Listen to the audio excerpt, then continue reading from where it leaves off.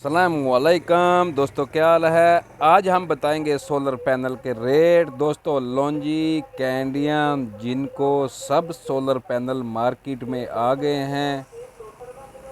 Market में सब solar panel इस वक्त मौजूद हैं और बहुत ही कम रेट पे। जिनको 585 वाट 20,475 रुपये की एक प्लेट। लॉन्जी एन टैप 19,950 रुपये की। कैंडियन एन टैप 19,950 रुपये की।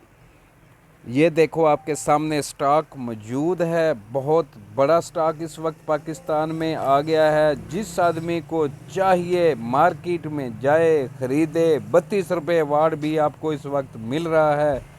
बहुत ही स्टॉक इस वक्त पाकिस्तान में सोलर पैनल का आ गया। जल्दी करो, देर ना करो। ये वक्त है बिजली से जान छुड़ाने का, महंगी बिजली से जान छुड़ाने का ये वक्त है। देर मत कीजिए। आपने आटा चक्की लगानी है या कि अपने घर को सोलर एनर्जी पे करना है, जल्दी करो, देर मत करो। अल्लाह हाफिज़।